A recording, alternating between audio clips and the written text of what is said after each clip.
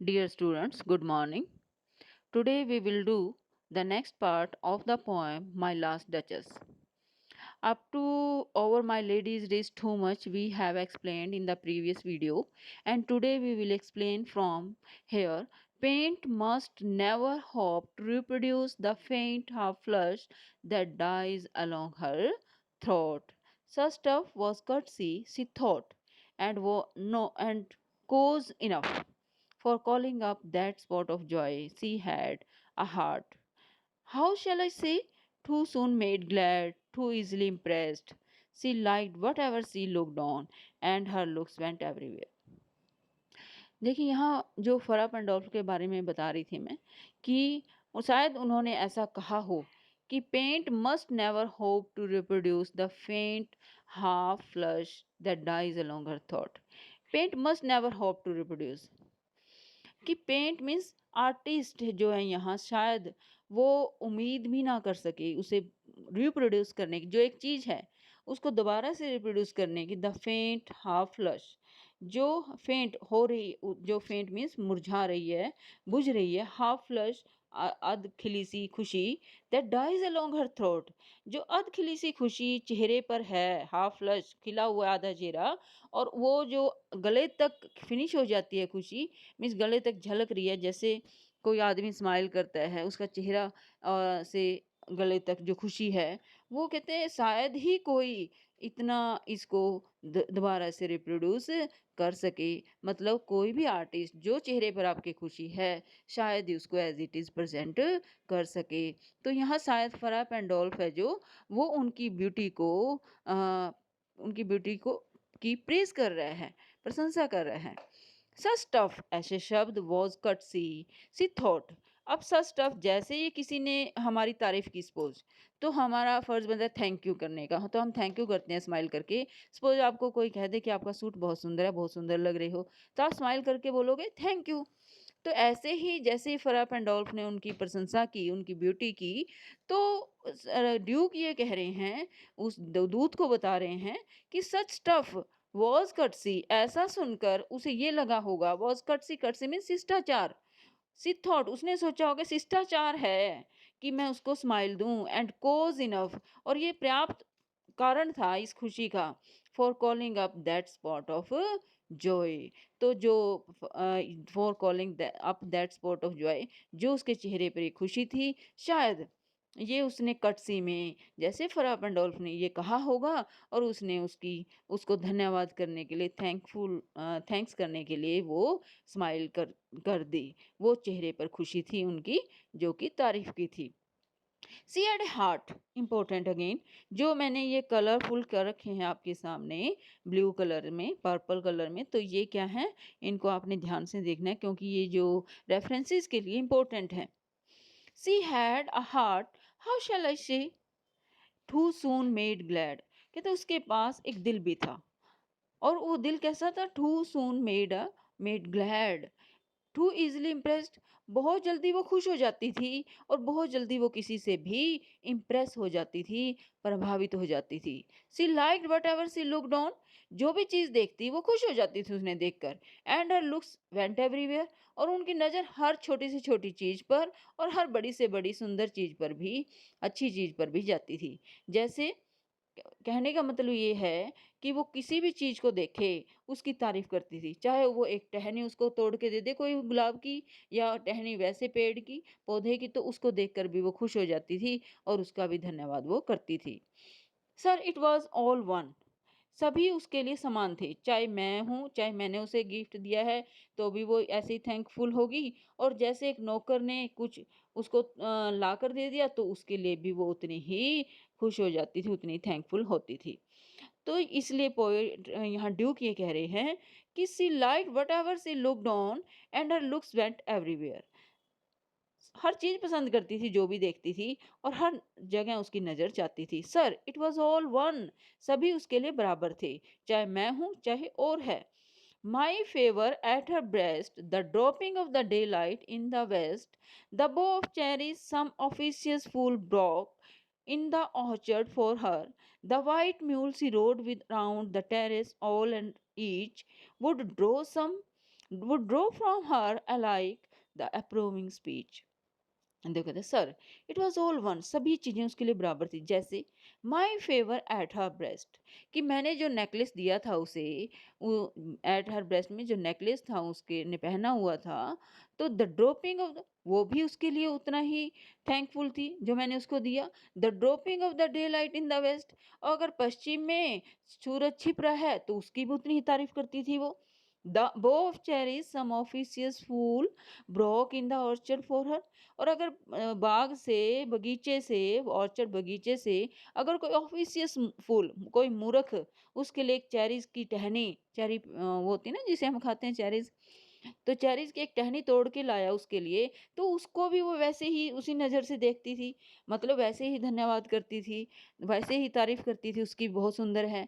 The white mule she rode with round the terrace, और वो white mule खच्चर जिस पर बैठकर वो इस टेरेस में छज्जे पर यहाँ घूमती थी, ओके, यहाँ गैलरी में राउंड लगाती थी उस वाइट म्यूल पर, खच्चर सफेद खच्चर बैठ, वो भी उसके लिए उस पर भी बैठ कर खुश हो जाती थी वो।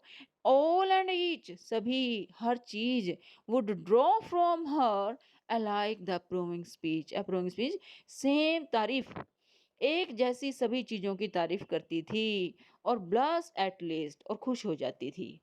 नेक्स्ट मोस्ट मोस्ट इम्पोर्टेंट, सी थैंक मैन गुड, कहते वो ठीक है, हर किसी का धन्यवाद करती थी, जो भी उसे कोई चीज दे देता, चाहे वो कीमती चीज देता, चाहे वो कॉमन चीज दे देता, सभी का वो धन्यवाद करती थी। गुड, अच्छी बात थी, बट थैंक समहाउ, परंतु धन्यवाद कैसे करती थी? आई नो नॉट हाउ, मैं नहीं जानता how. As if she ranked my gift of a 900 years old name with anybody's gift, जैसे कि अगर मैंने अपना 900 साल पुराना जिसका नाम चल रहा है, 900 year old नेम, अगर मैंने कोई गिफ्ट दिया है विद एनी, उसको भी वो किसी की दूसरे से के साथ सेम रखती थी। मीन्स जैसे मैंने उसको अगर nine my gift of a 900 years old name with anybody's gift, किसी आम आदमी के गिफ्ट के समान ही वो मेरा थैंक्स करती थी। जैसे मेरा स्पेशल होना चाहिए था, मैं उसका हस्बैंड हूँ, बट वो सभी की तरह ही ट्रीट करती थी मुझे भी। Who would stoop to blame this sort of trifling? Stoop होता है अपने आप को गिराना। अब कहते हैं हु वुड स्टूप, कौन अपने आप को गिराएगा, टू ब्लेम, उसे दोष देकर, दिस शॉर्ट ऑफ ट्रैफलिंग, ट्रैफलिंग होता है तुच्छ, ऐसी तुच्छ बातें वो करती थी, घटिया बातें करती थी, उसको कहकर, उसको दोष देकर, मतलब डचेस को दोष देकर कौन अपने आप को गिराएगा। मैं, अब देखिए यहाँ ड्यूक जो इतना एरोगेंट है कि अगर उसको कोई बात पसंद नहीं थी, बीइंग ए हस्बैंड, कि मुझे ये पसंद नहीं है डचेस कि आप ऐसे सबका थैंकफुल करती हो, तो शायद वो ये कह देती ओके, मैं इम्प्रूव कर लूंगी, मैं ऐसा नहीं करूंगी। बट ड्यूक को ये भी गवारा नहीं था, ये भी मंजूर नहीं था कहना कि आप ऐसा मत करें, मुझे ये अच्छा नहीं लगता। वो इतना, वो यहाँ इसलिए कह रहे हैं कि कौन अपने आप को गिराएगा, मैं गिराना नहीं चाहता था ये कहकर भी डचेस को कि आप क्यों कर रही हो ऐसा। तो who would stoop to blame this sort of ट्राइफलिंग, कैसी तुच्छ बातें करके, क्या उसको दोष देकर कौन अपने आप को गिराएगा। मैं उसे दोष, इसलिए मैंने उसे दोष नहीं दिया, क्योंकि मैं उसे कहना भी नहीं चाहता था ये। Even had you skill in speech, जैसे कि अगर कोई बोलने में भी कहता निपुण हो, अब कोई बात है जैसे किसी को कहनी है, तो एक आदमी तो डायरेक्ट कह देता है कि ऐसा क्यों कर रहा है, तो वो गंदी लगती है, मत कर, और दूसरा कहेगा नहीं बेटा आप यहाँ नहीं वहाँ कर लो, तो वो कहने का स्पीच निपुणता, स्पीच मतलब बोलने की कला। कहता है अगर आप जैसे इवन, क्यों यहाँ ड्यूक ये कह रहा है कि मुझे, मेरे अंदर बोलने का मतलब अच्छी तरह बोलने का गुण नहीं है, इसलिए भी नहीं कहा मैंने। Even had you skill in speech, और अगर बोलने की कला भी हो आप में, विच आई हैव नॉट, जो कि मेरे अंदर नहीं है, to make your will quite clear to such an one and say, और आप अपनी आत्मा को, आप अपने मन की बात को डचेस के सामने अगर कहना भी चाहते, एंड से, और ये कह देते जस्ट दिस और दैट इन यू डिस्गस्ट मी, कि आपकी जो ये करती हो ना, ये और वो बातें करती हो, जस्ट दिस और दैट, ये बात यहाँ एटीट्यूड आपका गलत था और वहाँ आपका वो एटीट्यूड गलत था, तो इन यू डिसगस्ट मी, अगर मैं कह भी देता तो भी मुझे ये गलत लगता, मैं निराश हो जाता। You disgust me, in that you disgust me, अगर मैं ये कह देता कि आप ये जो करती हो व्यवहार, इससे मुझे हर्ट होता हूँ, मैं डिस्गस्ट, मुझे निराशा होती है। हियर यू मिस और देयर एक्सीड, यहाँ तो तुम मेरा धन्यवाद अच्छी तरह नहीं करती बीइंग ए हस्बैंड, परंतु वहाँ तुम ज़्यादा करती हो। देयर एक्सीड एवरी पीपल का, कॉमन मैन का भी तुम बहुत ज़्यादा करती हो।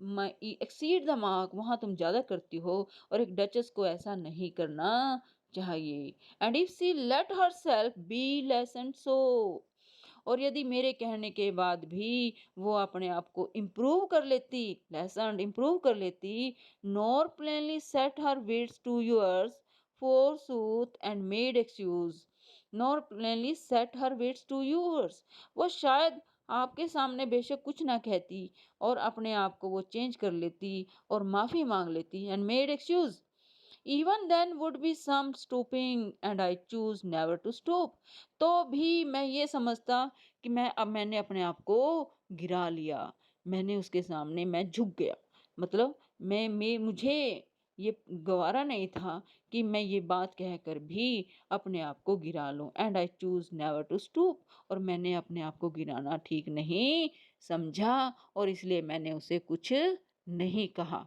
तो फिर क्या किया ड्यूक ने? ओह सर, अब वो हँसती थी, कहते हैं शी स्माइल्ड, कहते हैं she smiled, oh sir, she smiled no doubt, वो हँसती थी, इसमें कोई डाउट नहीं है। Where whenever I passed her, जब भी मैं उसके पास से गुजरता था वो हंसती थी। देखो कितनी अच्छी थी डचस, कि जब भी वो उसके पास से गुजरता तो वो हंसती थी, स्माइल करती थी। But who passed without much the same smile, परंतु ये बात ड्यूक को गवारा नहीं थी। कहता ऐसा कौन सा आदमी है जो उसके पास से, डचस के पास से गुजरता और वो उसे स्माइल ना देती, मीन्स वो हर आदमी को हंसकर बात करती थी। दिस ग्रू, उसकी हंसी बढ़ी। आई गेव कमांड्स, मैंने आदेश दिया। Then all smile stop together, और सारी की सारी हंसी उसकी बंद हो गई। There she stands as if alive, ये देखो ये बैठी है पेंटिंग में जैसे कि जिंदा हो। ये मोस्ट मोस्ट इम्पोर्टेंट रेफरेंस है। ओ सर सी स्माइल नो डाउट, कहते कि सर वो हंसती, देखो इसमें डचस की कैरेक्टरिस्टिक्स बताई गई है कि डचस कितनी जेंटल लेडी थी, ओके, कितनी सुंदर थी। She was very kind hearted lady, and duke was very arrogant cruel, ये क्रुएलिटी शो कर रहा है कि I gave this grew, I gave commands, then all smile stop together, there she stand as if live. तो ये उसकी cruelty show कर रहा है, और ये मोस्ट इम्पोर्टेंट है जो कि आपने लर्न करना है। In the next video we will do the next passage of the poem. Thank you.